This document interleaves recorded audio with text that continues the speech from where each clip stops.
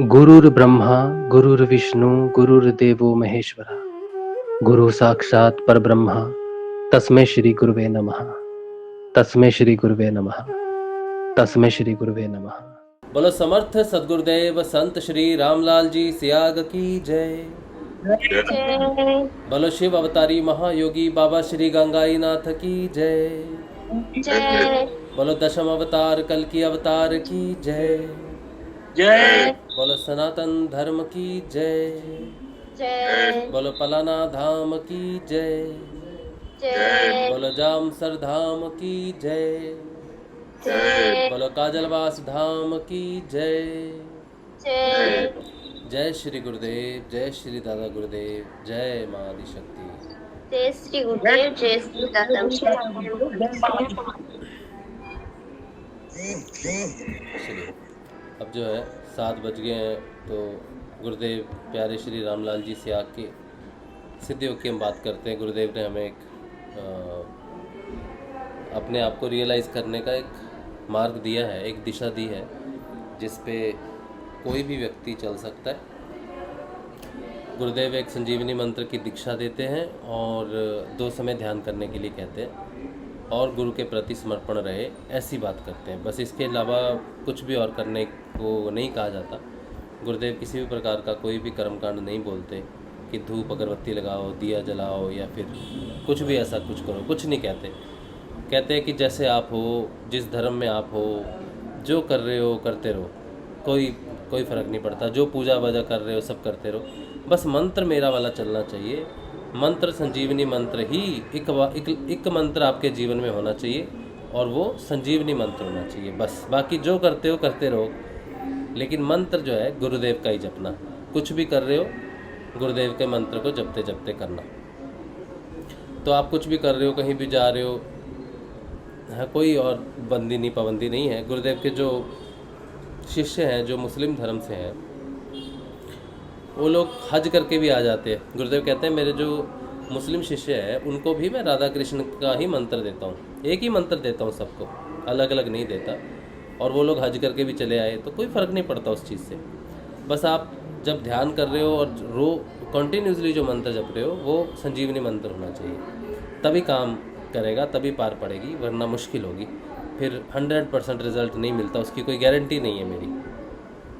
तो गुरुदेव का बड़ा सिंपल सी फ़िलॉसफी रही है। उन्होंने जितना भी दीक्षा प्रोग्राम किया है 1990 से लेकर 2017 तक उन्होंने सारा प्रचार प्रसार किया है। कुछ एक्टिव रहे वो 2014-15 तक, और फिर 2 वर्ष जो है गुरुदेव बीमार थे तो उतने एक्टिव नहीं रहे। लेकिन जितना भी उन्होंने प्रचार किया प्रसार किया, इसी चीज़ को बोला बस कि आप जो मैं संजीवनी मंत्र बताऊंगा उसका मन ही मन में जाप करना, बिना होठों जीभ हिलाए, और 2 समय ध्यान करना गुरु की तस्वीर का, मेरी तस्वीर का, और या फिर बाबा श्री गंगाई नाथ जी की तस्वीर से भी आप ध्यान कर सकते हो। कोई अंतर नहीं है, 2 नहीं है, एक ही है, बस इतना ही है। और गुरु के प्रति समर्पित रहिए।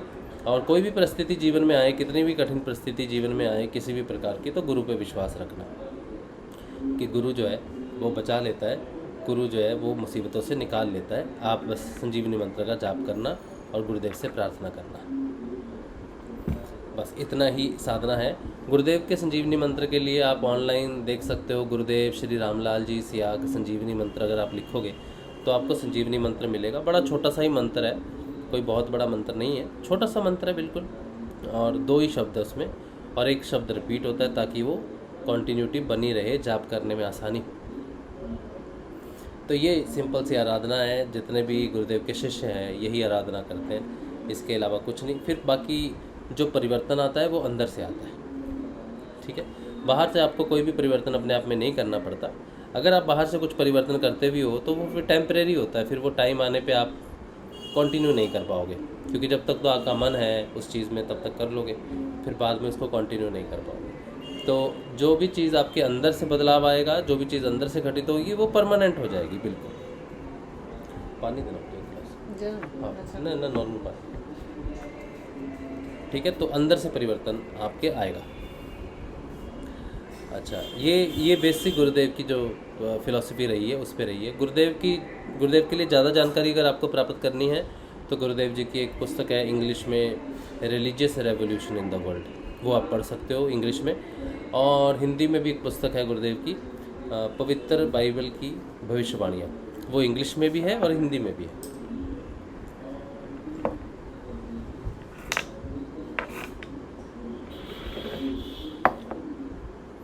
तो ये दो पुस्तकें हैं गुरुदेव की जो पढ़ सकते हो। इसके अलावा जब आप सिद्ध योग करोगे और आपके अंदर जब कुछ बदलाव आएंगे तो आप फॉलो कर सकते हो पतंजलि अष्टांग योग की कोई भी बुक, किसी भी लेखक की आप ले लीजिए, हिंदी में या इंग्लिश में, जैसे भी आपको पढ़ना इजी रहे वैसे।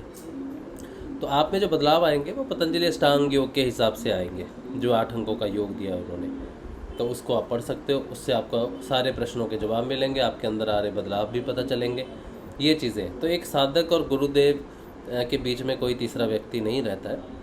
हाँ, इंट्रोडक्शन किसी के माध्यम से मिल जाए, प्रचार प्रसार कोई करता है उसके माध्यम से आप जुड़े हो तो ऐसा हो सकता है। लेकिन एक बार आप गुरुदेव जी से जुड़ गए तो आपके मन में कोई प्रश्न आता है तो आप गुरुदेव की तस्वीर से बात कीजिए।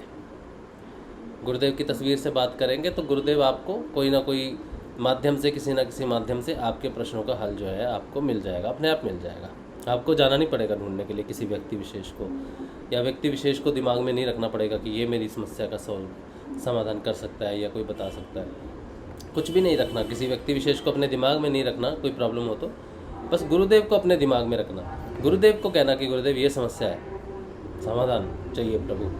बस ये सोच के बस आप करते चलो अपना काम, रेगुलर काम करते चलो, वो समस्या का समाधान अपने आप आपको मिल जाएगा। ठीक है, किसी के पास जाना नहीं पड़ेगा। तो ये गुरु की महिमा है। इसीलिए गुरु और शिष्य आपस में कनेक्टेड रहते हैं, कोई बीच में नहीं रहता किसी भी प्रकार से। और जो भी आपका मार्गदर्शन होगा वो गुरुदेव आपको किसी न किसी माध्यम से आपके अंदर वो बदलाव आने शुरू हो जाएंगे, या फिर आपका स्वभाव बदलने लगेगा। जो बदलाव गुरुदेव ने करना है वो अंदर से उसका मैकेनिज़्म चेंज करके आप में करेंगे। जिस चीज़ की रिक्वायरमेंट है, डाइट बदलनी है, आपका किसी कोई नेचर कुछ बदलना है, कुछ क्रियात्मक बदलाव आप में लेना है, तो गुरुदेव अंदर से ही सारी चाबियाँ ढीली और टाइट करेंगे। बाहर से आपको कुछ भी नहीं करना। इसलिए बड़ा ही फ्री योगा है। जो खाते हो खाते रहो, जो पीते हो पीते रहो, जो छूटना है अपने आप छूट जाएगा। लोगों की संगतियां हैं, अच्छी बुरी संगतियों में हम होते हैं, हमें नहीं पता चलता हमारे व्यवहार की वजह से। तो धीरे धीरे व्यवहार बदलता है तो कर्म संगति बदल जाती है। ठीक है, और इसी तरह से व्यक्ति जो है अंतर्मुखी होना शुरू हो जाता है। तो अंतर्मुखी हो जाता है तो फिर ज़्यादा समय वो इधर उधर की चीज़ों में स्पेंड नहीं करता, बल्कि वो नाम जाप करे, गुरुदेव के बारे में जाने और अध्यात्म के बारे में जाने, आत्म के बारे में जाने, आत्मज्ञान के बारे में जाने, आध्यात्मिक पुस्तकों का अध्ययन करे, और जो संत हुए हैं, जो भक्त हुए हैं, जो अच्छे शिष्य हुए हैं, उनके बारे में पढ़े, जानकारी प्राप्त करे और अपने मार्ग को है सुलभ करे, जाने की कैसे कैसे भक्त हुए, कैसे कैसे हुए। तो ये सब एक शिष्य कर सकता है जानने के लिए। ठीक है, तो बाहर से नहीं बल्कि आपको अंदर से जो प्रेरणा मिले, जैसी प्रेरणा आपको मिले वैसा आपको करना चाहिए। तो सिद्ध योग सहज है, सरल है, आसान है और बहुत ही ईजी टू फॉलो है। ठीक है, आपको और किसी चीज़ के लिए, किसी देवी देवता के लिए नहीं जाना पड़ता कि मैं व्रत रख लूँ। व्रत रखने की ज़रूरत नहीं पड़ती, क्योंकि व्रत हम मनोकामनाओं के लिए रखते हैं। तो गुरुदेव कहते हैं कि जो सिद्ध योग करता है उसकी त्रिविध ताप शांत होते हैं, आदि दैहिक, आदि भौतिक और आदि दैविक। तो आदि दैविक जो प्रॉब्लम्स होती हैं हमारी, कई बार कोई पंडित आपको कहता है कि आपकी कुंडलिनी में ये दोष है, या फिर ये ग्रह जो है प्रभावी है, या इस ग्रह की शांति करा लो, ये करवा लो। तो आप उपाय करते हो उसके लिए, और वो उपाय काम भी करते हैं। कई बार ऐसी बात नहीं है कि नहीं करते, काम भी करते हैं। तो उन चीज़ों की भी एक समर्पित शिष्य को ज़रूरत नहीं होती, क्योंकि गुरु जिसके पाले में खड़ा हो जाता है रक्षा करने के लिए, फिर वो सब कुछ अपने अनुकूल करवा लेते हैं। तो गुरु की आराधना में लगे शिष्य को आदि दैविक समस्याओं से, प्रॉब्लम में नहीं पड़ना चाहिए। कई बार हम कुछ साधना कर रहे होते हैं तो बीच में गुरु की प्राप्ति हो जाती है, और फिर गुरु का कहता है कि ये साधना करो, तो हमें गुरु की ही साधना करनी चाहिए। जैसे आप कोई सोचो, आप लगातार कुछ कर रहे थे, बीच में कुछ मंत्र कर रहे थे या फिर कुछ विधि कर रहे थे किसी भी प्रकार की, जो आपने या तो छोड़ दी या छूट गई, या फिर आपने बोला कि मैं बाद में करूँगा या कुछ भी है, तो फिर वो गुरु का अगर आप मंत्र कर रहे हो और वो चीज़ गुरु को आप बता दें कि गुरुदेव ऐसी बात है, ये चीज़ चल रही थी, अब मैं आपके अधीन आ गया हूँ और आपकी जैसी आज्ञा है कि सिर्फ आपका ही मंत्र जपूँ, तो मैं सिर्फ आपका ही मंत्र जपना चाहता हूँ। लेकिन ये एक प्रक्रिया थी जो मैं कर रहा था या जो मुझे करनी थी, अब मैं ये नहीं कर पाऊँगा क्योंकि मुझे आपका नाम जपना है, तो मुझे इस प्रक्रिया से मुक्त कीजिए और मेरा मार्गदर्शन कीजिए। मैं आप ही का जाप करता हूँ, मुझे इस प्रक्रिया से मुक्त कर दीजिए, इस ऋण से मुक्त कर दीजिए, इस वचन से मुक्त कर दीजिए। तो आप गुरुदेव जी का ध्यान करो, बाकी आगे की ड्यूटी गुरुदेव कहते हैं मेरी है। आप मेरा नाम जब ध्यान करोगे तो बाकी आगे की ड्यूटी मेरी है, मैं समर्थवान हूँ, तो आपका काम हो जाएगा। तो हमारे ऐसे बहुत से अधूरे काम हैं जिनकी जानकारी कुछ तो हमें है और कुछ की जानकारी हमें नहीं है। कर्म प्रारब्ध सबकी जानकारी तो हमें है नहीं, शायद 1% भी कर्म प्रारब्ध की जानकारी हमें नहीं है। तो वो सारे जो जानकारी में है और जानकारी में नहीं है, वो सारी जिम्मेदारी गुरु की हो जाती है। इसीलिए गुरुदेव पे विश्वास करना चाहिए, सिर्फ अपनी जानकारी के विषय में ही नहीं, बल्कि जो जानकारी में नहीं है कर्म प्रारब्ध, उनको भी गुरु काटता है। किस माध्यम से काटता है, कैसे काटता है, वही जानता है। ठीक है, कोई आपको कहे कि आप ये पूजा करवा लो घर में तो शांति हो जाएगी, गायत्री का हवन करवा लो घर में, मुझे ऐसी प्रेरणा हुई है कि आपको गायत्री का हवन करवाना चाहिए, या मुझे ऐसी प्रेरणा हुई है कि आपको महामृत्युंजय करवाना चाहिए, गुरुदेव जी की प्रेरणा है कि उनसे कह दो कि वो करें, तो वो नहीं करना चाहिए आपको। गुरुदेव की अगर प्रेरणा होगी तो आपको होगी, किसी दूसरे व्यक्ति से गुरुदेव क्यों कहेंगे आपके लिए काम करने के लिए, है ना। तो जो भी प्रेरणा होगी, जो भी व्रत, जो भी अनुष्ठान करना होगा, तो आपको गुरुदेव ध्यान में आएंगे या फिर आपके स्वप्न में आएंगे, तो आपसे बात होगी गुरुदेव की, डायरेक्ट होगी। और गुरुदेव कभी भी आपको इस तरह के कर्मकांड में नहीं उलझाएंगे, क्योंकि उन्होंने तो वैसे ही मना कर दिया कि मैं आपको कोई कर्मकांड नहीं देता। ठीक है, मैं समर्थवन हूँ, सारे सृष्टि, सारा ब्रह्मांड मेरे अधीन है, तो मैं आपको निकाल सकता हूँ उस चीज़ से। आप बस इसी नाम का जाप करो, इसी मंत्र का जाप करो, बाकी सब मैं देख लूँगा। तो किसी भी तरह के कर्मकांड में फंसने की ज़रूरत नहीं है, किसी व्रत में, किसी आयोजन में, किसी अनुष्ठान को करने की ज़रूरत नहीं है। कोई किसी के स्वप्न में आता है और कहता है कि मैंने आपको स्वप्न में देखा है, तो इसमें ना तो स्वप्न में देखने वाले की कुछ विशेषता है, ना ही स्वप्न में दिखने वाले की विशेषता है। क्योंकि अगर मैं सोचो किसी के स्वप्न में जाता हूँ, या फिर आप मेरे स्वप्न में आते हो, तो आप मुझसे पूछोगे कि मैं आपके स्वप्न में आया था भाई, याद है, तब मैं मानूंगा कि हाँ, आपको पता है कि आप मेरे स्वप्न में हो, आपको पता है कि आपकी चेतना कहाँ जा सकती है। एक फुल जो चेतन आत्मा होती है, ये चैतन्य, फुल चैतन्य होता है, चेतना होती है, वही जानती है कि वो समिष्ट चेतना में कहाँ कहाँ पर है, कहाँ कहाँ परिवर्तन कर रही है, कहाँ कहाँ मार्गदर्शन कर रही है। गुरु की चेतना ही ऐसी होती है, गुरु को पता होता है कि वो किस शिष्य के स्वप्न में जाके उसे मार्गदर्शन करना है। एक साधारण शिष्य अगर किसी के स्वप्न में आता है और उसको खुद मालूम नहीं है कि वो स्वप्न में गया है, तो ये मन का वहम होता है, या मन में मन का बहुत बड़ा विस्तार है। तो किसी ने किसी को देखा लेकिन उस व्यक्ति को नहीं पता, तो उसकी चेतना नहीं है कि वो आपके वहाँ पर आ सके, ये आपके मन का है। इसीलिए किसी में कोई विशेषता नहीं ढूंढनी चाहिए, किसी भी शिष्य में कोई विशेषता नहीं ढूंढनी चाहिए, क्योंकि शिष्य का जो विस्तार है वो आज्ञा चक्र तक है। अगर कोई शिष्य बहुत महान भी होता है तो वो आज्ञा चक्र तक हो सकता है। आज्ञा चक्र के बाद विष्णु, महेश, ब्रह्मा, शिव, देवी, देवता, विशेषताएँ, बड़े बड़े शिष्य जितने भी हो सके वो सारे विलय हो जाते हैं। आज्ञा चक्र से ऊपर इनमें से किसी का भी वास नहीं होता, ये सारे आज्ञा चक्र तक की ही स्थिति में रहते हैं। इसीलिए गुरु के अलावा और किसी की भी विशेषता ऐसी नहीं है जो आपको पूर्ण मार्ग तक लेके जा सके, चाहे वो ईश्वर स्वयं ही क्यों ना हो। सिर्फ गुरु ही वो शक्ति है, गुरु ही वो रूप है, गुरु ही वो शब्द है जो आज्ञा चक्र से लेकर सहस्रार तक निवास करता है। और जो भी शिष्य है या ईश्वर है, भगवान है, ब्रह्मा है, विष्णु है, महेश है, उनका ट्रांसफॉर्मेशन गुरु में हो जाता है, तभी वो सहस्रार तक उनकी लीला का गान होता है, नहीं तो नहीं हो सकता। तो किसी की भी विशेषता, बाहर से कर्मकांड की विशेषता जो है ब्रह्मा, विष्णु, महेश, देवी देवताओं की, वो आज्ञा चक्र तक, भौतिक जगत तक के लिए है, भौतिक समस्याओं के समाधान के लिए है। लेकिन गुरु का समाधान भौतिक जगत से भी ऊपर का है, पूर्ण मोक्ष तक का समाधान देता है गुरु। इसीलिए गुरु की ही शिक्षा का अनुसरण करना चाहिए, गुरु को ही फॉलो करना चाहिए, गुरु ने जो कहा वैसा ही करना चाहिए, और किसी भी तरह की लिमिट में नहीं फंस जाना चाहिए। ठीक है, ये कुछ विशेष बातें हैं, कुछ महत्वपूर्ण बातें हैं जो आपको एक अच्छे शिष्य को याद रखनी चाहिए, विश्वास रखना चाहिए। मृत्यु भय एक ऐसा भय है जो किसी को भी, कितना भी बड़ा शिष्य हो, कोई योद्धा हो क्यों ना हो, बहुत बड़ा योद्धा ही क्यों ना हो, मृत्यु भय बहुत बड़ा भय होता है।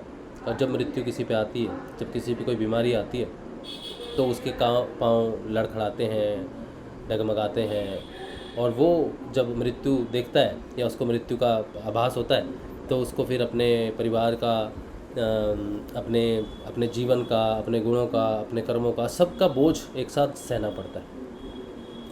मृत्यु आकर चली जाती है, लेकिन मृत्यु का जो भय होता है उससे बड़ा बोझ कोई नहीं होता। मृत्यु का भय इंसान को भटकाने के लिए एकमात्र ऐसा अस्त्र है माया का, जो उसको किसी भी पद से गिरा सकता है, किसी भी विशेषता से गिरा सकता है, किसी भी तपस्या से गिरा सकता है।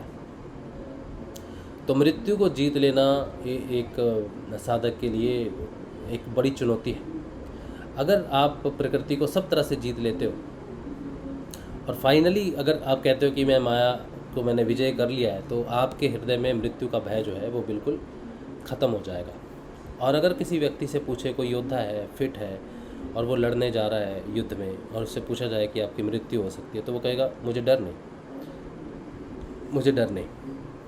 तब तक वो कह सकता है इस बात को, एक विशेष महान योद्धा है। तब तक अगर वो कहता है कि मुझे डर नहीं है, मृत्यु हो जाए तो हो जाए। ऐसे ही किसी शिष्य को पूछा जाए, जब वो संतुष्ट है, सफल है, स्वस्थ है, उसको पूछा जाए मृत्यु भय है, तो वो कहेगा मुझे नहीं है भाई कोई मृत्यु, गुरुदेव है। यहाँ पर मृत्यु का भय का टेस्टिंग नहीं होता। जब आप अच्छी स्थिति में हो, स्वस्थ हो, वहाँ पर टेस्टिंग नहीं होता। ऐसे में सारे शिष्य निडर है, सबकी रक्षा गुरु करता है। लेकिन जब असल में माया प्रहार करती है तो वो स्थितियाँ प्रकट हो जाती हैं जीवन में। कोई बीमारी प्रकट हो जाती है, कोई अवस्था प्रकट हो जाती है, ऐसे कि बस आपको लगता है कि अब मरा, आज रात को मरा, या कल मरेगा, या 10 दिन में मर जाऊंगा। वो मृत्यु कंफर्म हो जाती है। भाव में होती है, डर में होती है। फिर पता चलता है एक्चुअली कि आपकी जो समर्पण है, जो धारणा है, ये धारणा पक्की होने का बहुत कठिन मार्ग है, एक्चुअली बहुत ज़्यादा कठिन है। और ये कई बार प्रस्तुत होता है आपके सामने, और जीवन बहुत कठिन है। धारणा जब पक्की होती है तो जीवन में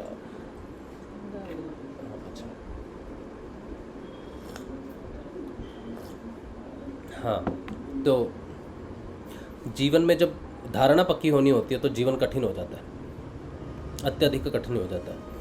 और वो कठिनाई में सबसे बड़ी जो कठिनाई होती है वो भय की होती है, अभिनिवेश की होती है। ये सबसे बड़ा क्लेश है जो अविद्या से, अवगुणों से, अहंकार से निर्मित होता है, और इसका कद बहुत ज़्यादा होता है, बहुत ज़्यादा बड़ा होता है। तो मृत्यु जब धारणा पक्की होनी होती है तो कई प्रकार से साधक विचलित हो जाता है, और फिर वो फंस जाता है,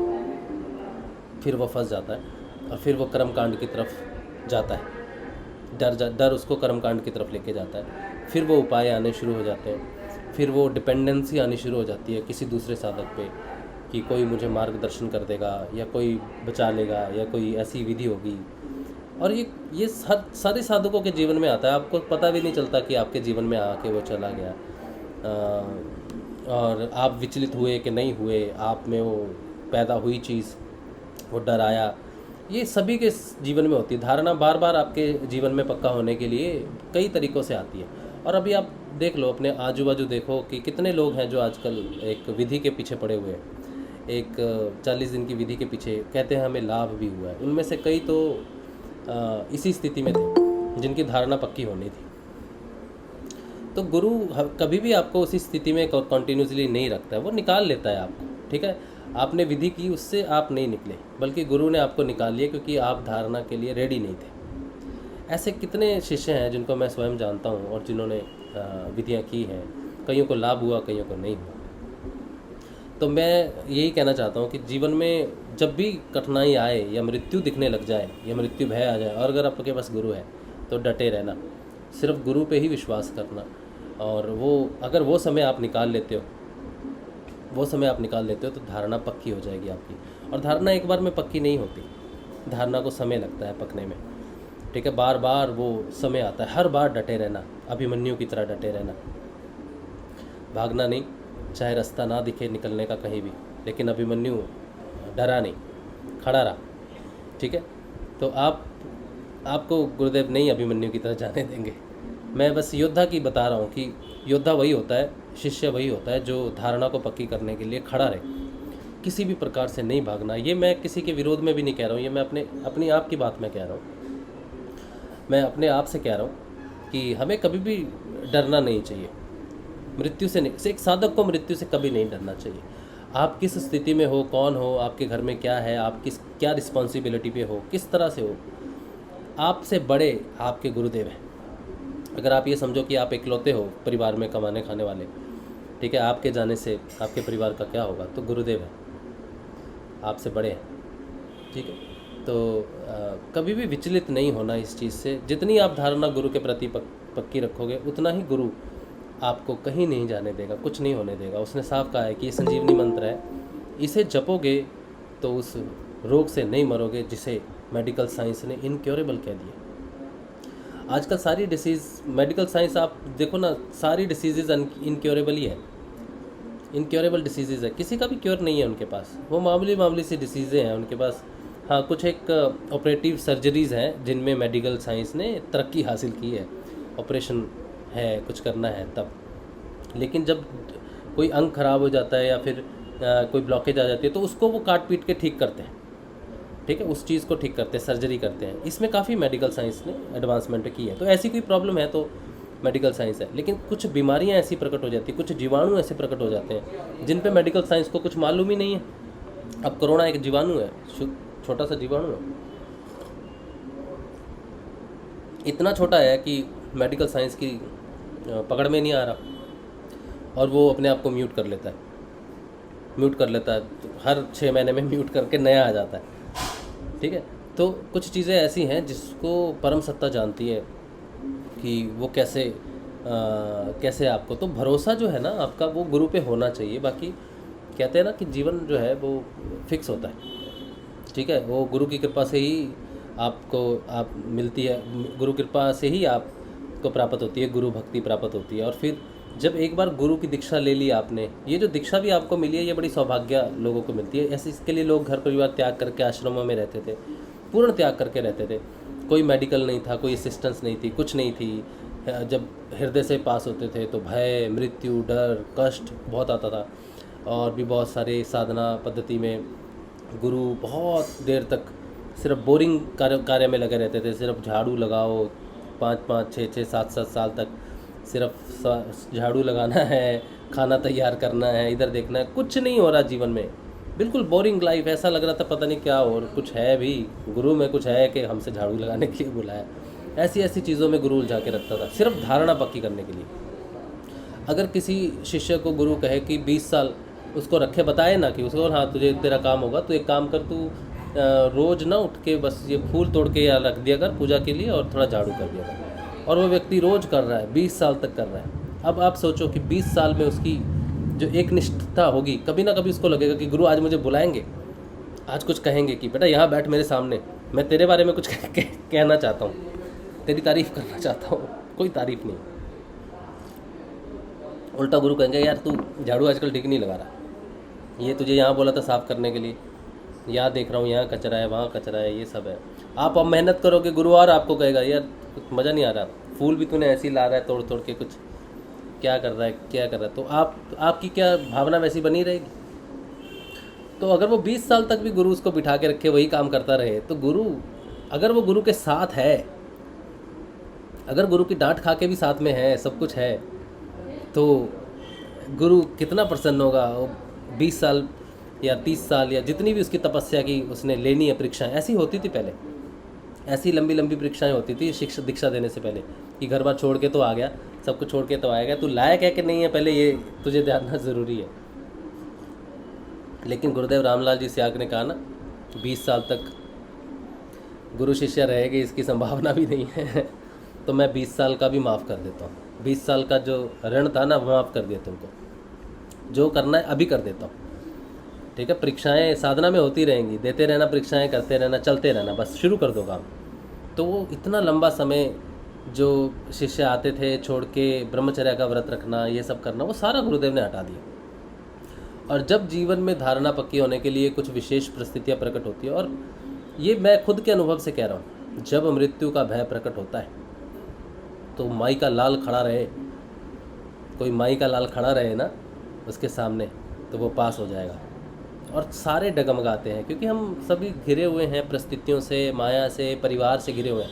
फिर मन में एक ही विचार होता कि अगर मैं साधु होता, अगर मैं संत होता, अगर मैं अकेला होता गुरुदेव, तो मैं सह लेता, मेरा परिवार है। तो ये एक जनरल सा बहाना, सबका कॉमन बहाना है ये, मेरा परिवार है, मेरा बच्चा है, मैं अकेला नहीं हूँ गुरुदेव, मैं इसी में वो टल जाती है परीक्षा कि चल और नाम जप ले, धारणा फिर कभी पक्की कर लेंगे, अभी तू कुछ और पक्का कर ले, ध्यान पक्का कर ले, ध्यान के लिए बढ़, तू काम कर, अभी वो समय नहीं आया। तो धारणा ऐसे ही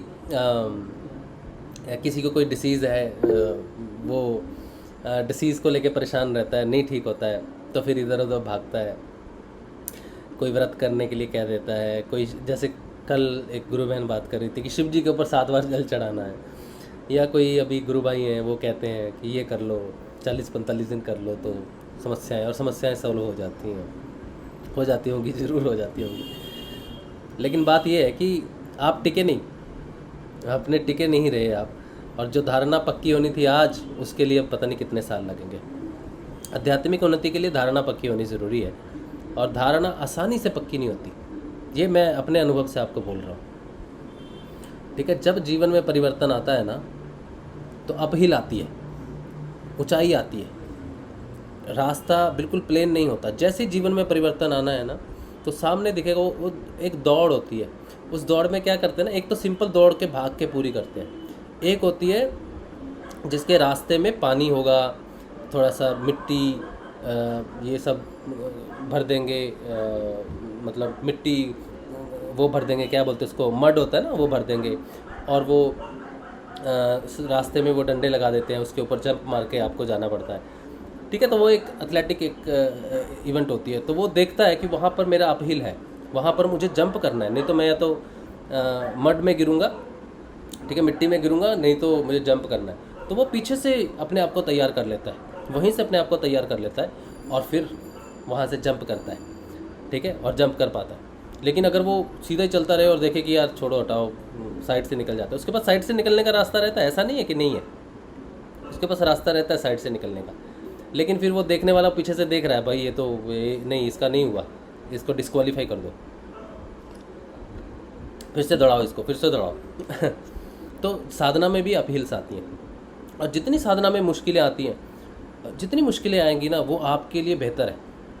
आपकी साधना के लिए एक नियमित समय फिक्स किया गया है, उस साधना को कैसे करवाना है, कितने अपहिल्स इस व्यक्ति को चाहिए, क्योंकि इसका जो रेस है ना, इसकी रेस बहुत तेज़ है, ठीक है। तो इसको 10 अपहिल्स दे दो, और एक बहुत स्लो चलता है, बोले ये तो वैसे ही स्लो है यार, इसका यहाँ से कंप्लीट नहीं होगा, इसको इतना दो, और इतने में 10 रखो, एक इधर, बहुत देर बाद रखो, 2 साल बाद एक अपील रखो, या 6 महीने बाद एक अपील रखो, जिसको इसको क्रॉस करना। जो बहुत तेज़ दौड़ता है उसको कहेंगे इसने जल्दी साधना पूरी करनी है ना, तो इसको अपील्स इसकी जीवन में थोड़ा जल्दी करो, क्योंकि ये कूदता ही रहेगा तो इसे पता चले यार ये हो क्या रहा है, मैं दौड़ तो रहा नहीं हूँ, बस परीक्षाएँ देती जा रहा हूँ, परीक्षाएँ आती जा रही है, ये क्या हो रहा है पता नहीं, मेरा जीवन ही इतना कठिन क्यों है। मैं दूसरे साधकों को देखता हूँ, दूसरे साधक बड़ी हंसी खुशी है, मस्त चल रहा है, उनका कारोबार चल रहा है, उनका खाना पीना मस्त चल रहा है, परिवार चल रहा है, बच्चे पढ़ रहे हैं, सब कर रहे हैं, मेरे पर ही सारे, मैं भी तो साधक हूँ गुरुदेव का है, मेरे को कल की टेंशन इसकी है, परसों टेंशन इसकी है, परसों इसकी, मेरे जीवन में इतनी परेशानी क्यों है। अगर मेरा जीवन इतना सुखी होता, इतनी सुविधाएं होती, तो मैं झड़ी लगा देता गुरुदेव के नाम जप की, गुरुदेव के प्रचार प्रसार की। अगर इतना पैसा मेरे पास होता तो मैं ये करता, मैं वैसे प्रचार करता, मैं तंबू लगाता, मैं ये करता। लेकिन बात उसकी नहीं है कि उसके जीवन में सब कुछ स्मूथ है, उसकी रेस बहुत लंबी है भाई, ठीक है, उसकी रेस बहुत लंबी है, इसीलिए वो चल रहा है, मस्त अच्छा लग रहा है उसको। लेकिन जब अपील उसकी लाइफ में आएंगे तो वो प्रिपेयर्ड नहीं है अपील्स के लिए, ठीक है। कमज़ोर शिष्य जो है वो साइड से निकल जाते हैं, और ये सच्ची बात है। तो साधना में जब आप साधना कर रहे हो, तो किसी का सहारा अगर आपको लेना है तो मेडिकल साइंस का बीमारी के लिए ले सकते हो। कोई डॉक्टर आपको बताता है ना ये चीज़ करनी है, तो वो आप कर सकते हो, ठीक है। लेकिन गुरु की साधना करते समय अगर जीवन में, और मैं ये सच बता रहा हूँ आपको, मेरे जीवन का पर्सनल रहस्य है मेरा, कि मृत्यु का भय मृत्यु से ज़्यादा परेशान करता है। मृत्यु तो किसी ने नहीं देखी, जो जीवित है उसने मृत्यु अभी तक नहीं देखी, लेकिन उसने मृत्यु भय देखा है, और उसकी वाट लगी हुई है, सिर्फ मृत्यु भय से ही वाट लगी हुई है, कुछ मृत्यु हुई नहीं, लेकिन हो जाएगी, मर जाऊंगा, और मृत्यु भय ही उसको 1000 बार मारता है, ठीक है। तो आप उस समय गुरु को याद करो कि मरना नहीं है, जीवित रहना है। आपके लिए 2 चीज़ें बड़ी महत्वपूर्ण है, सबसे कीमती साधना, सबसे महत्वपूर्ण जिंदा रहना। जीवन सबसे कीमती और सबसे महत्वपूर्ण साधना, जीवन की जो कीमत है वही साधना के लिए पेमेंट है। साधना करने के लिए जो पेमेंट चाहिए आपको, पिक्चर देखने के लिए पेमेंट लगती है ना 500 रुपये, तो साधना करने के लिए भी पेमेंट लगती है। साधना की पेमेंट है जीवन। तो अगर जीवन गवा दिया तो साधना गवा दी। ये मत सोचना कि आज जीवन गवा दिया तो अगले जीवन में जाके साधना हो जाएगी, नहीं होगी। बहुत पीछे का बैकलॉग लग जाएगा, पता नहीं कीड़ा मकोड़ा क्या क्या किस किस में जाना पड़ेगा, बहुत मुश्किल हो जाएगी। तो मृत्यु के भय से डरना नहीं। मृत्यु आ जाएगी ना तो आ जाएगी, उसमें कुछ नहीं किया जा सकता, ठीक है, उसमें कुछ नहीं किया जा सकता। इसलिए मृत्यु के भय से भय नहीं होना, भय से नहीं डरना बस। मैं गुरुदेव का शिष्य हूँ, मेरी बदनामी हो जाएगी, लो जी ये तो शिष्य था मर गया, ये दूसरा भय, ये दूसरी प्रॉब्लम है शिष्यों की। जो शिष्य है ना बहुत सारे बीमार हो जाते हैं। मेरे को भी, मैं अपनी अवस्थाएं बता रहा हूँ सारी, किसी की सुनी नहीं बता रहा, पर्सनल एक्सपीरियंस से ही बता रहा हूँ सारी चीज़ें। और अगर ये मेरे साथ हो रहा है तो आपके साथ भी होगा, क्योंकि मैं अकेला कुछ दिग्विजयी तो हूँ नहीं, या कोई अलग सींग लेके तो पैदा हुआ नहीं, या कोई विशेष तो हूँ नहीं। जिस हाड़ मांस से मैं बना हूँ, जिस हृदय से, जिस माँ के कोख से मैं आया हूँ, उसी से आप आए हो। आप में और मुझ में कोई अंतर नहीं, जो मैं फील कर रहा हूँ आप भी फील करोगे, साधारण है। बस ये है कि मैं सत्य बोल के उसको साबित कर रहा हूँ, आप छुपा लोगे, ये डिफरेंस हो सकता है, ठीक है। तो हम सब में वो चीज़ें छुपी हुई है। तो मैं क्या कह रहा था कि मृत्यु भय से आप डरना नहीं, ठीक है। हाँ, और साधक के लिए सबसे बड़ी समस्या क्या है, साधक ये सोचता है कि गुरुदेव की बदनामी हो जाएगी अगर वो मर गया तो।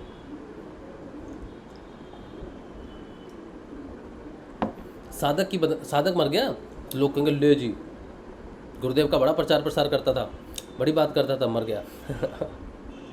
ये डर है, ये वो मरा नहीं अभी, लेकिन ये डर है उसका कि लोग ऐसा कहेंगे, ये भी डर है, ये सत्य नहीं है, ठीक है। तो हमारे डर ही हमें अपहिल्स, हम जो अपहिल्स है ना वो हमारे डर ही हैं। जो छलांग मारनी है ना वो इन्हीं के ऊपर से मारनी है, ठीक है, इन्हीं के ऊपर से छलांग मारनी है। आप जानते नहीं इस विज्ञान को, ये साधना का एक ऐसा महत्वपूर्ण विज्ञान है, इसमें मृत्यु वाली सोचना भी नहीं, किसी भी प्रकार से मृत्यु के वश में नहीं आना। मृत्यु माया के पास एक ही सबसे बड़ा वार यही है, आप कहीं से नहीं रुके वो मृत्यु का भय लेके आएगी। मृत्यु नहीं लेके आएगी, मृत्यु का भय से ही काम हो जाएगा। उसके पास मृत्यु का भय है, मृत्यु नहीं है उसके पास। मृत्यु किसके पास है? गुरु के पास है। माया के पास मृत्यु नहीं है, माया के पास मृत्यु का भय है या रीजंस है क्यों मृत्यु होनी चाहिए। ये है तेरे पास, ये नहीं, तेरे पास वो नहीं, तेरा ये तो दुखी है, ये है तो बीमार है, तेरे जीवन का कोई अर्थ नहीं है, व्यर्थ है, तो अच्छा शिष्य नहीं है, पता नहीं क्या क्या रीज़न है फालतू, वो सारे उसके रीजंस हैं। लेकिन सारे ढकोसले हैं, सारे पानी में बने हुए छाया चित्र हैं। बस पानी में उबाल आया, छाया चित्र कहाँ गए। मृत्यु नहीं है माया के पास। माया कभी आपको मृत्यु नहीं दे सकती, मृत्यु का भय देती है, रीजंस देती है, नकारात्मकता दे सकती है। तमोगुण से नकारात्मकता दे सकती है, रजोगुण से गिल्ट दे सकती है, सतोगुण से अभिमान दे सकती है, लेकिन मृत्यु नहीं दे सकती, मृत्यु का भय देती है। तो मृत्यु गुरु के पास है। तो अगर वो चाहता है कि आपका समय हो गया है, अब चल बेटा कहीं और करेंगे साधना, हाँ, तो ये गुरु की इच्छा है। लोग क्या कहेंगे वो गुरु जाने, गुरु को ज़्यादा चिंता है कि मेरे बारे में क्या कहेंगे, मेरे मिशन के बारे में क्या कहेंगे। आप कोई ज़्यादा विशेष नहीं हो, वो 5 साल गुजरेंगे, आप कौन, आप कहाँ गए, किधर गए, कोई नहीं याद रखेगा आपको, मुझे कोई याद नहीं रखेगा किसी। ये तो इंटरनेट है, जब तक कोई किसी ने वीडियो देख लिया तो देख लिया, एक दिन ऐसा भयंकर सैलाब आएगा, सब कुछ आएगा, इंटरनेट की धज्जियाँ उड़ जाएंगी, बचेगा कुछ नहीं, बच जाएगी गुरुदेव की तस्वीर, कुछ भी नहीं बचा तो गुरुदेव की तस्वीर बच जाएगी, और वो जो आकाश में छोड़ी हुई गुरुदेव की आवाज़ है वो बच जाएगी बस। और कोई शिष्य को दीक्षा देनी है तो वो आकाश में जो स्रोत है, आवाज़ गूंज रही है, वो सो रहा होगा, उसे फ़ोटो मिल जाएगी और स्वप्न में ही वो शब्द मिल जाएगा। आपकी और मेरी ज़रूरत ही नहीं है, इंटरनेट की ज़रूरत नहीं है। ये तो हम सब गुरु भाई बहन एक साथ मिल के चल सकें, एक दूसरे का हौसला बढ़ा सके, एक दूसरे को समझा के चल सके कि चलते रहना है, गिरना नहीं है, रुकना नहीं है। सबका जीवन आपके जैसा ही है, सब भयभीत है, बस भय से डरना नहीं। और कोई उपाय या रास्ता बदलना नहीं। अपहिल है तो जंप मारना, गिर गए तो गिर गए। अपहिल है तो जंप मार देना है, साइड से नहीं गुजरना। गुरुदेव ने अगर उसको रखा है तो उसको हमें पार करना है, बस साइड से उपाय ढूंढ के नहीं निकल जाना है। ठीक है, तो गुरुदेव की साधना धारणा जो है वो बहुत महत्वपूर्ण अंग है, बहुत सूक्ष्म अंग है, इसीलिए उसको पक्का होने में समय लगता है। एक ही दिन में पक्का नहीं होती वो साधना। धारणा पक्की होने में 7 वर्ष लग जाएंगे, 8 वर्ष लग जाएंगे, 10 वर्ष भी लग जाएंगे, 11 वर्ष भी लग जाएंगे, 12 भी लग जाएंगे, 15 भी लग जाएंगे, 20 भी लग जाएंगे, कोई मैटर नहीं। एक जिस दिन धारणा पक्की हो गई, जिस दिन धारणा पक्की हो गई उस दिन से आपकी छुट्टी। फिर ध्यान जो लगना शुरू होगा, गहरा ध्यान लगना शुरू होगा, धीरे धीरे रहस्य खुलने शुरू होंगे। और धारणा पक्की, ये ध्यान, ये समाधि। समाधि को समय नहीं लगता, समाधि को कोई समय नहीं। समाधि तो अभी इसी क्षण है। वो जो अष्टवक्र में उनके शिष्य थे ना, राजा जनक, समाधि तो वो घटित होगी। आस्था धारणा पक्की थी गुरुदेव में कि मुझे जो नहीं दे सके ये दे सकता है, ये गुरु दे सकता है। धारणा टिप टॉप पक्की, सब रेडी। तो बोला मैं झुकता हूँ, प्रणाम करता हूँ, मेरे ये 2-3 प्रश्न है। तो बोला समय बताइए। बोला समय तो तू रेडी है तो समय किस बात का। कोई प्रिपरेशन की ज़रूरत नहीं, कोई मंत्र की ज़रूरत नहीं, किसी क्रियाकांड की ज़रूरत नहीं। राजा जनक ने कोई मंत्र नहीं जपा। जब उसको गुरु की प्राप्ति हुई अष्टावक्र की, हम मंत्र जप रहे हैं ना गुरुदेव का, तो समाधि प्राप्त करने के लिए देखा जाए तो मंत्र की भी ज़रूरत नहीं। अगर राजा जनक जैसी आपकी हालत है, अवस्था है या समर्पण है, तो गुरु कहता है मैं तुझे मंत्र से भी मुक्त करता हूँ। तो सबसे ज़्यादा महत्वपूर्ण क्या हुआ? गुरु के प्रति समर्पण हुआ। सबसे महत्वपूर्ण क्या हुआ? गुरु के प्रति आपकी पक्की धारणा हुई। तो मंत्र से भी ऊंची अगर कुछ है तो वो है गुरु के प्रति समर्पण।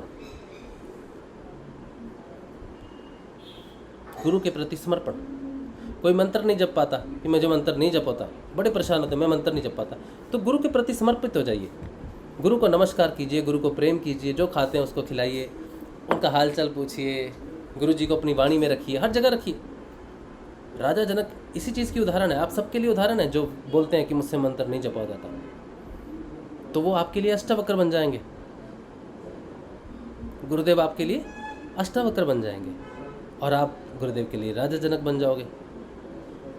कोई मंत्र नहीं, कोई ध्यान नहीं, कुछ नहीं, सिर्फ गुरु के प्रति नमन, श्रद्धा, विश्वास और धारणा कि ये वो परमात्मा है, ये वो परमपिता है, ये वो गुरु है जो मेरी मृत्यु से पहले मुझे बता देगा कि मैं कौन हूँ। बस इतना ही है। अगर अगले ही क्षण मृत्यु होनी है तो साधक को इतना पता होना चाहिए कि उस क्षण से पहले मेरा गुरु मुझे रियलाइज करवा देगा कि मैं कौन हूँ। बस इतनी धारणा पक्की होनी चाहिए। कोई व्यक्ति बीमार है, किसी को एड्स है, किसी को कैंसर है, किसी को लाइलाज बीमारी है, कुछ भी है, और उसको पता है कि बस 1 घंटा, आधा घंटा, 2 मिनट, 1 मिनट या इस पल मेरी मृत्यु होनी है। लेकिन अगर वो पूर्ण गुरु की तरफ देखे और कहे कि प्रभु जाने का समय है, इतना समय मेरे पास है, मुझे अपनी शरण में लो और मुझे बताओ कि मैं कौन हूँ। सच्चे समर्पण से झुका हुआ वो पल ही रियलाइज़ करवा देगा कि वो कौन है। और जैसे ही उसका मोह टूटा कि मैं तो, जैसे वो गुरु में क्षमता रियलाइज़ करवा दिया। धारणा, इसको बोलते हैं धारणा पक्का होना। ध्यान की भी जरूरत, ध्यान की भी सीढ़ी पार, और सीधा एक पल की समाधि में गुरु ने उसका रहस्य खोल दिया। अब किसकी मृत्यु? जब उसने जान ही लिया कि मैं कौन हूँ, तो जो अगले पल, अगले क्षण जो मृत्यु घटित होने वाली थी वो तो टल गई, वो तो खत्म ही हो गया काम। मृत्यु का तो काम ही खत्म हो गया। अब तो उसकी मृत्यु ही नहीं हो सकती। आपके कितने जन्म हुए? बहुत सारे। इस जन्म से पहले किस परिवार को छोड़ के आए हो? भूल गए ना, सब छोड़ दिया ना, सब चला गया ना। इसी तरह से अगर अभी जीवन में इसी समय ये रियलाइज़ हो जाए कि मैं कौन हूँ, मैंने कितने जन्म लिए हैं, तो एक परिवार की चिंता नहीं कर पाओगे ना कि ये परिवार मेरा चिंता है। उससे पीछे कितने परिवार छोड़ के आए, कितनी रिस्पॉन्सिबिलिटी, कितना कुछ किया, कितना कुछ छोड़ा, वो सारा सामने आ जाएगा ना। तो एक परिवार की चिंता करने वाला तो फिर मतलब ही हो गया। फिर तो उसको सारे परिवार की चिंता, तो वो देखेगा कि अगर सारे हजारों लाखों जन्मों के परिवार को वो संभालने वाला ईश्वर है, तो यहाँ भी मेरी ज़रूरत नहीं, मैं मुक्त हूँ, ठीक है, हमेशा से ही था। और जो आज मेरा बेटा है, जो आज मेरी बेटी है, वो तो पहले मेरे पिता थे, ये थे, वो भी बदल रहे हैं, ये भी बदल रहे हैं, कभी वो पहले चले गए, कभी मैं पहले चला गया, कभी वो देर से गए, कभी मैं देर से गया। ये तो संसार की चक्कर है। वो ऐसा ज्ञान है, वो ऐसी अमृत धारा है जो आपको नहला देगी, आपको आत्मा में नहला देगी, सारे बंधनों को तोड़ देगी। वो एक क्षण बस समाधि का आपके सारे भय मृत्यु खत्म कर देगी, सारे दर्द खत्म कर देगी। क्योंकि चेतना को दर्द तभी तक हो सकता है जब तक वो यहाँ से नीचे, वो गुरु अपनी शक्ति से चेतना को ऊपर ले जाएगा। नीचे से कट ऑफ हो गया पूरा, यहाँ से कट ऑफ कर देता, कोई दर्द नहीं, कोई तकलीफ नहीं, कोई बंधन नहीं, कुछ नहीं। ये गुरु की शक्ति है, ये गुरु की धारणा है। लेकिन उस परम पिता को पाने के लिए आपकी धारणा पक्की है, इसका सबूत क्या है? आप कोई सबूत नहीं दे सकते जब तक कि आप ऐसी परिस्थिति में ना आ जाओ जहां पर आप खड़े रहो लोहे की तरह अटक के। गुरुदेव प्रॉब्लम है और बस लग रहा है कि अब और नहीं से आ जाता, लेकिन मैं खड़ा हूं गुरुदेव, मैं खड़ी हूं गुरुदेव, मैं डटी हूं गुरुदेव, मैं डटा हूं गुरुदेव, मैं कहीं नहीं जाऊंगा, मैं कोई सहारा नहीं लूंगा, मैं बस खड़ा रहूंगा और मैं देखूंगा इसको आते हुए, मैं इसको आते हुए देखूंगा। जो भी हो रहा है, जितने भी शोले हैं, जितनी भी प्रॉब्लम्स हैं, जो भी समस्या है, मैं सामना करूंगा सच्चाई से। अगर मैं निर्बल हूं तो मैं कह दूंगा कि मैं निर्बल हूं, दुनिया मेरा मजाक उड़ाएगी तब भी मैं कह दूंगा मैं निर्बल हूं, मैं असहाय हूं, यह भी मैं कह दूंगा कि मैं आपका सामना नहीं कर सकता। लेकिन मेरे साथ मेरा गुरु है, इसलिए मैं सत्य को, मुश्किल सत्य को धारण करने की ही है, बस सत्य में अपनी परिस्थिति को धारण करने की ही है। सत्य से परेशान हो जाता है इंसान कि दुनिया क्या है, दुनिया क्या कहेगी, ये क्या कहेगा, वो क्या करेगा, मैं नहीं हूँगा ठीक तो मेरा परिवार क्या होगा। सारी चीज़ें जो हैं बंधन है, बेड़ियाँ हैं, यही भटकाती हैं। गुरु के प्रति सच्ची समर्पण है जो हर पोजीशन में डटा रहे, और अगर गिर भी जाए तो कह दे कि मैं गिर गया गुरुदेव। हाँ, अगर कुछ भी हो जाए तो गुरु के सामने जाके नतमस्तक हो जाए और कह दे कि गुरुदेव मैं कमज़ोर हो गया, मुझे सहारा दो। इसीलिए धारणा पक्की जब होगी तो जीवन में कठिनाइयाँ आती हैं, और ऐसी आती हैं कि पूरा हिल जाता है आदमी, गुरु पे विश्वास नहीं रहता, वो सिर्फ एक पत्थर की मूर्ति बन के रह जाता है, सिर्फ एक तस्वीर बन के रह जाता है, असर ही नहीं करती कोई भी चीज़ें। इतना तगड़ा माया जाल है, मंत्र जपने से डर लगने लग जाता है, मंत्र जपने से भी डर लगने लगेगा आपको। संजीवनी मंत्र है, इसको जपने, माया का इतना प्रहार है कि मंत्र जपोगे तो लगेगा मंत्र जपूंगा तो मर जाऊंगा, मंत्र जपूंगा तो मर जाऊंगा, ऐसा भय प्रकट कर देती है माया। फिर भी साधक कहे कि ठीक है, मंत्र जपता जपता ही तो मरूंगा ना। तो भय ऐसा है मृत्यु का कि साधक को रोक देता है, स्लो कर देता है, साइड से गुजरने पे मजबूर कर देता है। वही विधियां हैं, साइड से गुजरना ही विधियां हैं, उपाय है।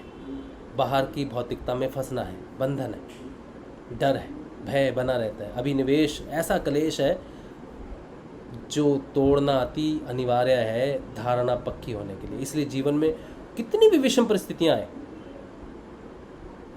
एक गुरु के अलावा और कोई छत्र छाया अगर नहीं दिखती तो समझ लेना कि धारणा पक्की हो जाएगी।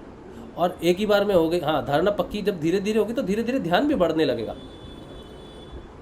ध्यान धीरे धीरे बढ़ने लगेगा, ऐसी क्रियाएं होगी, ऐसा ज्ञान प्रकट हो जाएगा कि गुरु ऐसी शिक्षा दे देगा। गुरु कहेगा तुझे किस बात का डर है, तेरा शरीर काबिल नहीं है ना, तुझे लगता है कि ये शरीर तो गया, ये बच ही नहीं सकता ना, तो तू तो है, शरीर तो मेरे पास भरे पड़े हैं, मैं तुझे एक शरीर से निकाल के दूसरे शरीर में डाल के वापस रख दूंगा, तेरी साधना में विघ्न नहीं। और तुझे ऐसे ऐसे उपाय बता देगा, ऐसे ऐसे तेरा मार्गदर्शन कर देगा कि तेरे दिल से मृत्यु का भय खत्म कर देगा। बोलेगा मेरे पास जो है, तू तो मेरे विज्ञान को जानता भी नहीं, इस शरीर की लिमिट को जानता है, हार्ट गुर्दा ये सब को जानता है, ये सब जानता है, लेकिन मेरी माया को, मेरी शक्ति को जाना कहाँ। इसका तो मैं निर्माण कर सकता हूँ, अभी मिट्टी को उठा लूँ तो निर्माण कर दूँ, नई काया का निर्माण भी कर दूंगा मैं। मेडिकल साइंस तो वैसे ही अचंभित है, और अचंभित हो जाएगी, उसका क्या फ़र्क पड़ता है। उन्होंने न माना है न मानना है, लेकिन तेरे को मरने नहीं दूंगा मैं। तू बस एक टक मुझे देखना, एक टक मुझे तक देखते रहना, बाकी तो चिंता मत कर, मिट्टी के खेल की चिंता मत कर, मिट्टी की चिंता मत करना चिंता करना तो सिर्फ अपने विश्वास की करना, आत्मा की करना, क्योंकि वो नहीं मिटने दूंगा। वो मेरा है, मुझ में ही विलय होगा, और वो मेरी तरफ आ रहा है। तो मेरी तरफ आने वाले का रास्ता कोई मृत्यु नहीं रोक सकती, क्योंकि मैं स्वयं महाकाल हूँ, कालों का भी काल हूँ। जो गुरु के चरण पादुका की सेवा कर रहा है, जो गुरु के चरणों में पड़ा हुआ है, जो गुरु का ध्यान, जो गुरु की आज्ञा का पालन कर रहा है कि मेरा नाम जप कर, मैं तुझे आज्ञा देता हूँ तो मेरा नाम जप कर, और वो नाम जप कर रहा है, गुरु की आज्ञा का पालन कर रहा है, और यम आता है कहता है मैं तुझे लेके जाऊँगा, तो वो कहता है गुरु की आज्ञा का पालन कर रहा हूँ, नाम जप कर रहा हूँ, कैसे जाऊँ छोड़कर। गुरु से पूछ लो, कह देगा छोड़ दे बेटा जा, तो चला जाऊँगा। तो यम को भी वापस लौटना पड़ेगा, क्योंकि वो गुरु की आज्ञा का पालन कर रहा है। गुरु ने कहा है नाम जप करना है, तो यम टच नहीं करेगा कि ठीक है तो कर नाम जप। जब बंद हो जाएगा जब बंद हो जाएगा तब उठाता हूँ। तो गुरु कहता बेटा तू चिंता मत कर, तू नाम जप, मैं तुझे ए जपा देता हूँ।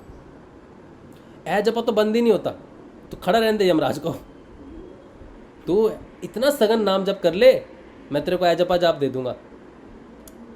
और ए जपा जाप तब तक नहीं बंद होगा जब तक तेरा कार्य ना हो, तो खड़ा रहने दे हमको। तो यम खड़ा रहेगा, इसका तो ए जपा जाप चल रहा है, तो बंद ही नहीं होगा कभी, जब तक इसकी साधना पूरी नहीं होती। इसकी साधना पूरी होगी, मृत्यु से ऊपर निकल गया तो मेरा तो काम ही खत्म हो गया।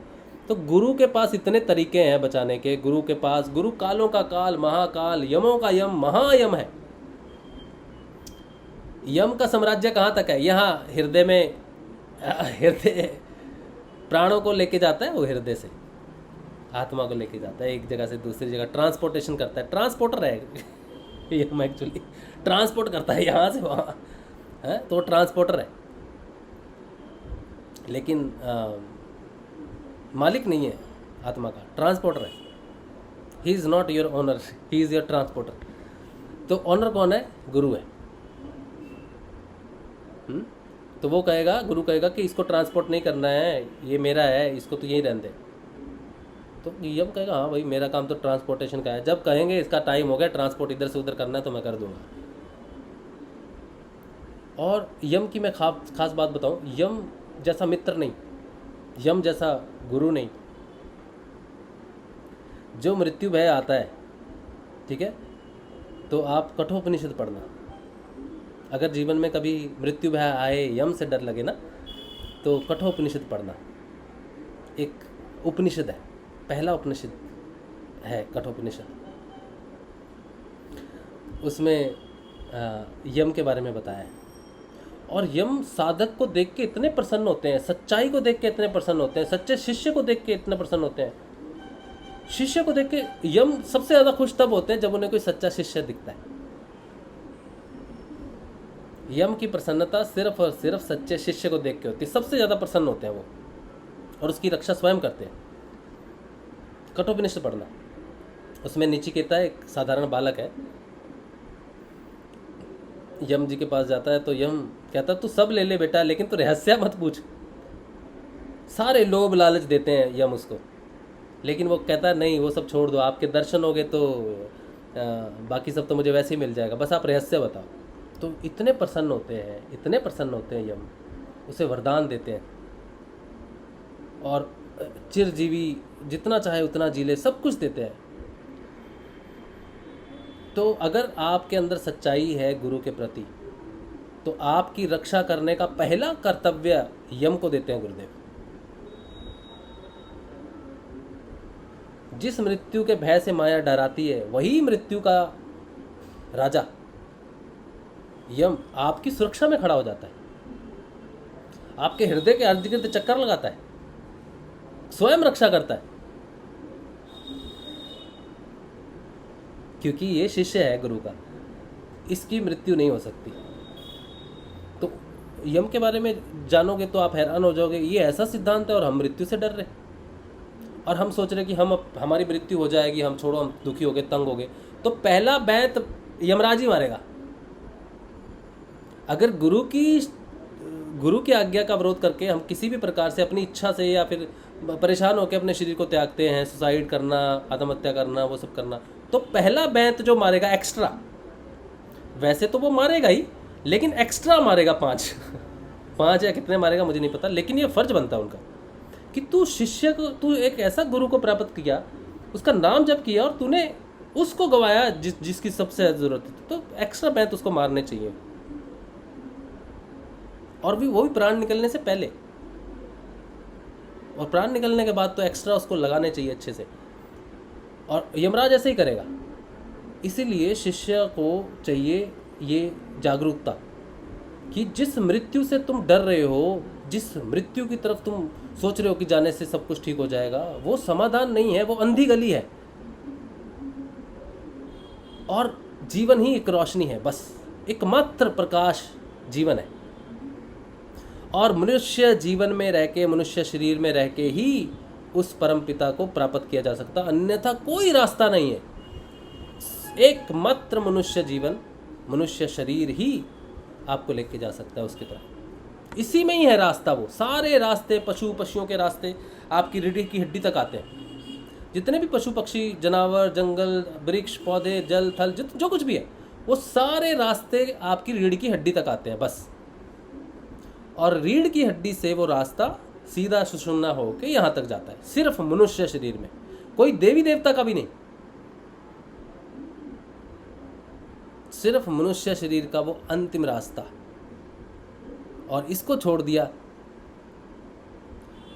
ना, तो इसका भय करना, ये जाएगा अपनी इच्छा से, जब जाएगा गुरु कहेगा ठीक है भैया चल, वो छोड़ दो उस पर। बस भय से नहीं डरना और अपने जीवन का बर्बाद नहीं करना,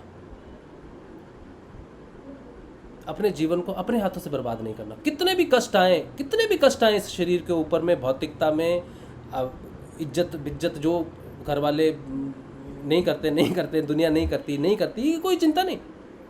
कुछ साधना में कुछ नहीं हासिल हो रहा, कोई चिंता नहीं, कुछ चिंता नहीं। बस उस रामलाल स्याग को जानते हो, यही आपके जीवन की सबसे बड़ी उपलब्धि है, और यही लगेगी सबसे बड़ी उपलब्धि।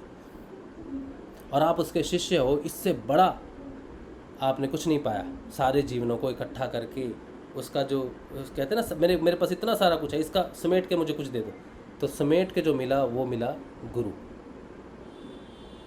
हजारों लाखों जीवनों का संग्रह करने के बाद जो मिला वो मिला गुरु, और इस जीवन में मिला, और ये जीवन हो गया गुरु का, आपका नहीं है, आपका अधिकार ही नहीं है आपके जीवन के ऊपर में।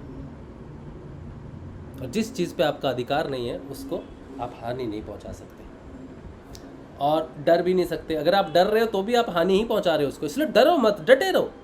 जो होगा वो देख लेना, जब होगा तब देख लेंगे ना। अभी मैं क्यों समय व्यर्थ करूं कि मेरा अगले क्षण क्या होने वाला है। धारणा पक्की होने में ये कठिनाइयां, ये मुश्किलें आती हैं, इसलिए डटे रहना। अब धारणा पक्की होने का समय नज़दीक है, अब घटना घटने का समय नज़दीक है, ठीक है। इसलिए चेतन होकर वो परिवर्तन को देखना अनिवार्य है, ज़्यादा मज़ा आएगा।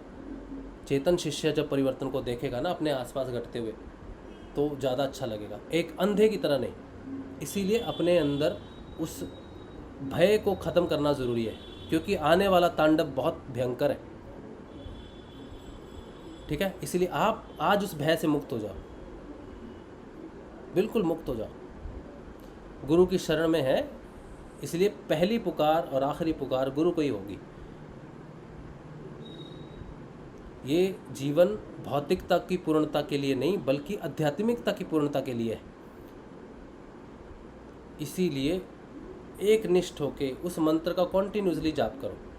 नाद सुनता है तो नाद जितना सुन सकते हो सुनो, मंत्र का जाप करो, जितना हो सकते मंत्र का जाप करो, कनेक्टिविटी फील करोगे, ठीक है। वैसे तो एज आप काम कर रहे हैं, लेकिन आप कनेक्टिविटी फील नहीं करोगे, आपको ज्ञान नहीं है कि वो चल रहा है, हो रहा है, इससे आप विचलित होगे, पता नहीं मैं कर रहा हूँ कि नहीं कर रहा हूँ। तो आप अपने एहसास के लिए अपनी जानकारी के लिए मंत्र को जपते रहो और रात को सोने से पहले नाद सुन लो। थोड़ी देर के लिए बैठे हो तो कान बंद कर लो, बस उसकी तरफ अटेंशन देके करो बस। बाकी सारे काम वो परमपिता अपने आप कर रहा है। सबसे मुख्य चीज़ है आपका उसकी तरफ समर्पण।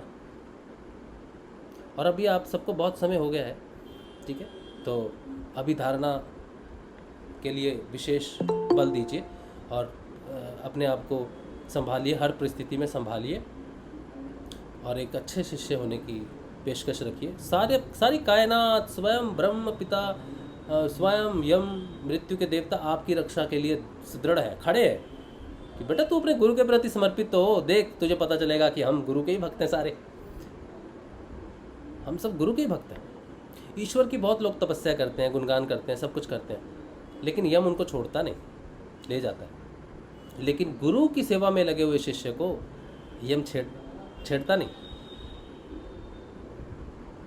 उसको कहता है तू कर ले बेटा तपस्या, तू गुरु की तपस्या कर रहा है ना, तो मैं नहीं आता वहाँ। और कई कहानियाँ मिल जाएंगी आपको ऐसी गुरु के शिष्यों की जिनको गुरु की छत्र छाया में कोई हिला भी नहीं सकता।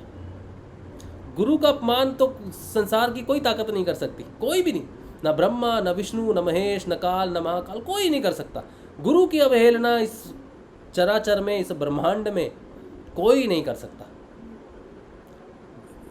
वो एक भृगु ऋषि थे, उन्होंने छाती पे लात मारी जाके विष्णु जी के ठीक है, और पहले शिव के पास गए, ब्रह्मा के पास गए, विष्णु जी को तो सीधी लात ही मार दी उन्होंने जाके। लेकिन गुरु के चरणों पे कोई कुछ गिरा दे, चरणों को भी कोई कर दे, ऐसी शक्ति किसी भी आज तक पैदा हुए ऋषि में भी नहीं। और भृगु का वार भी सह लिया विष्णु ने कि वो कहा कि प्रभु गुरु है बोल के, गुरु है बोल के उल्टा बोला आपके चरणों को लगी तो नहीं, मेरी छाती तो वज्र की है प्रभु, आपके कोमल चरण है। तो गुरु है बोल के विष्णु मारने, विष्णु की माया है, ठीक है, अच्छी बात है, लेकिन एक दृष्टि दिखाई है कि गुरु को कोई टच नहीं कर सकता। स्वयं श्री राम भी गुरु से बंधे रहे, उनकी अपनी इच्छा क्या है वो सेकेंडरी है, पहली गुरु की इच्छा है। तो गुरु से ऊंचा कोई भी नहीं होता, कोई भी नहीं होता गुरु से ऊंचा, कोई भी गुरु से ऊंचा नहीं होता, कोई भी नहीं होता गुरु से ऊंचा, कोई भी नहीं होता। और गुरु की बताई मार्गदर्शन, गुरु का बताया हुआ नाम जप ही सर्वोत्तम उपाय है।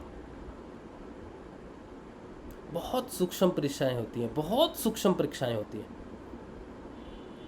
बहुत धीरे धीरे वो टेस्ट लेता है, बड़े गुप्त टेस्ट लेता है।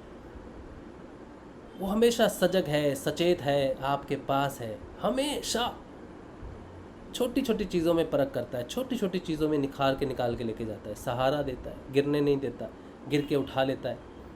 कितनी बार क्षमा करता है, लाखों कोटि बार क्षमा करता है, हर बार क्षमा करता है, क्योंकि वो जानता है कि माया में है। जैसे एक छोटा सा बालक आपके घर में, जब छोटा बालक आता है ना, बार बार पॉटी करता है, बार बार सुसु करता है, तो आप क्या करोगे, उसको डांट सकोगे? कहोगे क्या कर रहा है, क्यों नहीं कर रहा? कुछ नहीं पता उसको तो बेचारे को कि वो आपके हाथ को गंदा कर रहा है, कपड़े को गंदा कर रहा है, बिस्तर को गंदा कर रहा है। आप पिता होने के नाते क्या करते हो, उसे और प्यार करते हो, और ज़्यादा सफाई करके उसे और भी ज़्यादा लाड करते हो। और जब बच्चा बड़ा हो जाता है 10-11 साल का, फिर वो सुसु करता है, फिर आप उसको डांटते हैं, तो सुसु करती है, इस पर क्यों करते हैं, करते तू बोल सकता है, जा सकता है तो जा सकता है फिर उसको डांटते हो, है ना। तो गुरु डांट सकता है जब आप एक ऐसी स्थिति पे हो, इतनी देर से आप नाम जाप कर रहे हो, ध्यान कर रहे हो, आप पुराने शिष्य हो गए, तो आपको डांट पड़ेगी, ठीक है। तो नया शिष्य कोई गलती करता है, उसको देख के बड़े शिष्य को गलती नहीं करनी चाहिए, पुराने शिष्य को गलती नहीं करनी चाहिए। बड़ा मतलब पुराना शिष्य, बड़ा छोटा तो गुरु के सामने एक ही है। तो गुरु लाखों बार हमें माफ़ करता है, लाखों बार हमें माफ़ करता है कि हम जानते नहीं, उस चीज़ से अवगत नहीं है। जब तक हम अवगत नहीं, हमें माफ़ करता है। लेकिन जब हम जानबूझ के करते हैं,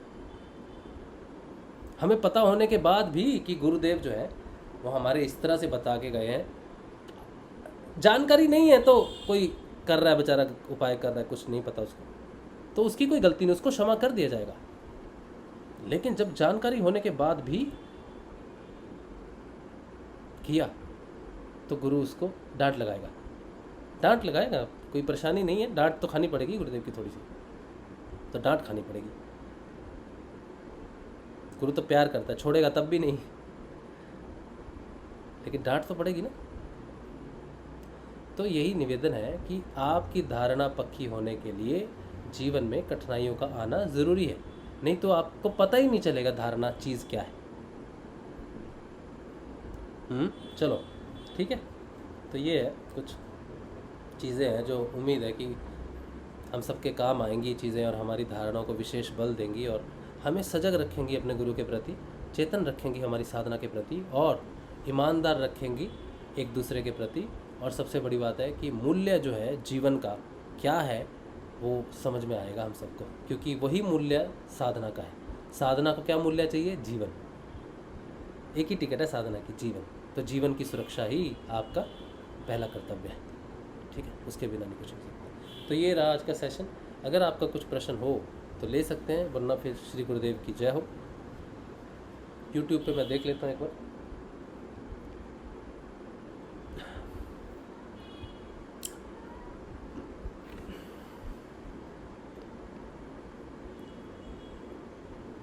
आप सबको जय श्री गुरुदेव। जो जय पूजा ठाकुर कह रही हैं, भैया ये आकाशी मुद्रा का संबंध कौन से चक्कर से होता है? देखो, जो मुद्राएं होती है ना, ये पर्टिकुलर चक्कर से नहीं होती है एक्चुअली, ये तत्वों से रिलेटेड होती हैं, ऊर्जाओं से रिलेटेड होती है। जैसे जब हम कोई मुद्रा बनाते हैं, ये मुद्रा बन गई, ये बन गई, या कोई भी मुद्रा बन गई, ये बन गई, कोई भी मुद्रा बन गई, वो हमारे शरीर की जो प्राणवायु है 5, उनको रीडायरेक्ट करती हैं। सारी मुद्राएं रीडायरेक्ट करती हैं ऊर्जाओं को, किसी पर्टिकुलर चक्कर को नहीं। या फिर किसी का माइक खुला है गूगल मीट पे, बंद कर लीजिए। या फिर क्या करती हैं, एक तो मैंने कहा कि ऊर्जाओं को रीडायरेक्ट करती हैं। कोई ऊर्जा किसी पर्टिकुलर डायरेक्शन में जानी है, सोचो मुझे अपनी ऊर्जा को स्टमक में भेजना है, ठीक है, तो वो स्टमक में आनी शुरू हो जाएगी वो ऊर्जा, पर्टिकुलर ऊर्जा। कौन सा प्राण है जो उसको लेके आएगा उस ऊर्जा को, तो वो होगी, ठीक है। अब आकाशीय मुद्रा लग रही है तो मेरी कौन सी नस को खुलना है, नाड़ी को, सूक्ष्म नाड़ी को खुलना है, ठीक है, जिसमें से वो ऊर्जा प्रवाह होके उस तत्व को बढ़ोतरी करे। तो मुद्राएं, आसन, ये सारे रास्ते खोलते हैं प्रवाह के लिए, किसी एक चक्र विशेष के लिए मुद्राएं नहीं होती, ठीक है। वो सारे चक्रों से रिलेटेड है, क्योंकि आकाश तत्व तो मूलाधार में भी है ना, इस शरीर में भी है, विचारों में भी है, सब जगह है। आकाश तत्व से पूरी बॉडी निर्मित है। अगर आप कहो कि मुझे मूलाधार से आकाश तत्व निकाल देना, तो नहीं होगा ना। तो 5 तत्वों से बनी हुई बॉडी है।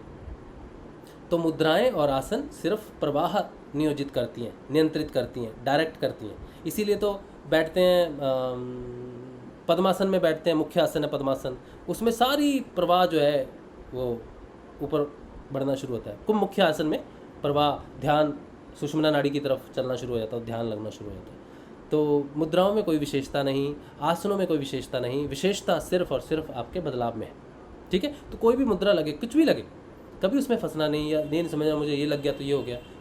फ्री रहना, मुक्त रहना, सिर्फ जोर देना अपने बदलाव के ऊपर में, कि मैं जब साधना कर रहा हूँ तो क्या मैं स्वयं को देखना, और बदलाव भी क्या, स्वयं को देखना, दूसरों को नहीं कि दूसरे क्या कर रहे हैं। दूसरे तो बहुत कुछ कर रहे हैं, उनकी दृष्टि से आप भी बहुत कुछ कर रहे हैं, लेकिन आप कैसे कर रहे हैं किस चीज़ को।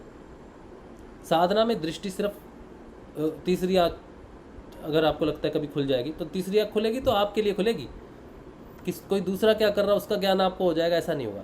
आप क्या कर रहे हैं आपका ज्ञान आपको हो जाएगा। तो मुद्राएं, ये सारी चीज़ें जो है आपकी ऊर्जा को एक प्रवाह देती हैं और आपको दृष्टिकोण की तरफ लेके जाती हैं, एक सहज दृष्टिकोण, एक सम दृष्टिकोण की तरफ लेके जाती हैं, ठीक है। बदलाव ही सबसे ज़्यादा महत्वपूर्ण है, ठीक है। बाकी ऊर्जाओं के बारे में पढ़ना है, मुद्राओं के बारे में पढ़ना है, तो इंटरनेट पे आपको बहुत सारी चीज़ें मिल जाती हैं, ठीक है। लेकिन विशेषता में नहीं फंसना, किसी भी चीज़ की, किसी भी चक्कर की विशेषता में नहीं फंसना। हम सबका पर्सनल अनुभव रहा है, मेरी अपनी एक यात्रा रही है, ठीक है। मैंने बहुत विशेष तौर पे अपने आप को स्टडी किया है, अपने आप को, किताबों को नहीं, कि मैं जब मेरी ऊर्जाएं कहाँ से उठती हैं, क्या हो रहा है। लेकिन मैंने देखा है कि अंत में कुछ अगर बचता है तो सत्य ही बचता है। अगर कुछ बचता है तो वो सरलता बचती है, कुछ बचता है तो वो सिर्फ बदलाव बचता है, ठीक है। हाँ, बदलाव चक्रों से ही आता है, मूल धारा से बदलाव आता है, स्वादिष्ठान से, मणिपुर से, हृदय से बहुत बड़ा बदलाव आता है, हाँ, कंठ चक्र से बहुत बड़ा बदलाव आता है। साधना जब हृदय से यहाँ जाती है तो बड़ा विचित्र बदलाव परिवर्तन होता है जीवन के अंदर में, बड़ी घटनाएं घटती हैं। और फिर यहाँ से यहाँ आता तो और भी ज़्यादा विचित्र घटनाएं घटती हैं। हाँ, वो गली पतली होती जा रही है। पहले 10 लोग भाग रहे थे एक साथ एक लाइन में, ठीक है, फिर 9, फिर 8, फिर 7, फिर 6, फिर एक ही, इतनी बच जाती है गली कि जो सबसे तेज भाग रहा है वही उससे गुजर सकता है। तो साधना भी वैसे ही है, जितना ऊपर जाते जाते हैं वो गली पतली होती जाती है। आप अकेले फिर दुनिया छूटती रहती पीछे। अच्छा चलिए, कैलाश शिंदे कह रहे हैं आपके अनुभव कौन से वीडियो में है? मैं सारे आज तक जितने भी वीडियोस बने हैं वो सारे मेरे ही अनुभव है पर्सनल। मैंने किसी के अनुभव की बात ही नहीं की आज तक। क्या फ़ायदा, मैं जानता नहीं वो उसका अनुभव सही है गलत है। तो जितना भी आज तक हुआ है सारा प्रोग्राम, वो सारी मेरी स्थितियाँ हैं, सारी मेरी स्थितियाँ या मेरी भावनाएं हैं या मेरा बदलाव है। किसी व्यक्ति का, दूसरे व्यक्ति का बदलाव नहीं है। आप कोई भी वीडियो देखो, उसमें मैं जो भी बात कर रहा हूँ वो सारे हथौड़े मुझे पड़े हैं। मैं वही हथौड़े आपके साथ शेयर करता हूँ कि ये हुआ, और वो सबको पढ़ते हैं, मुझे अकेले नहीं पढ़ते। इसीलिए आपको लगेगा कि रिलेटिव है, ये हमारे जीवन में हो रहा है, क्योंकि जो मुझे पढ़ रहे हैं वही आपको पढ़ेंगे। अच्छा, शिव शक्ति कह रहे हैं तीनों बंद अगर लग रहे हैं, बहुत अच्छी बात है, तीनों बंद लग रहे हैं। मैंने रिसेंटली एक शॉर्ट वीडियो बनाया था 1 मिनट का, उसमें इसी चैनल पे आपको मिल जाएगा। त्रिबंध शॉर्ट्स में है, 1 मिनट का शॉर्ट है, तो वो आप देखोगे ना तो आपको पता चलेगा। 1 मिनट में ही सारी कहानी हो गई है उसमें। नीचे के 2 बंध आपका क्रियात्मक बदलाव है और ऊपर का बंध आपका आध्यात्मिक बदलाव है। सामाजिक बदलाव नीचे का, आध्यात्मिक बदलाव ऊपर का, ठीक है। तो तीनों बंध लगते हैं और बड़ी व्याख्या है तीनों बंध की। इस पे तो सेशन भी होगा त्रिबंध पे, बहुत पहले किया था त्रिबंध पे, लेकिन वो 1 मिनट का शॉर्ट अगर आप देख लोगे ना, इसी चैनल पे है त्रिबंध के नाम से, तो आपका आंसर मिल जाएगा आपको। चलिए ठीक है। अच्छा, तो और किसी को अगर कुछ सहयोग करना है सेशन में तो कर सकते हैं, कुछ बात करनी है तो कर सकते हैं।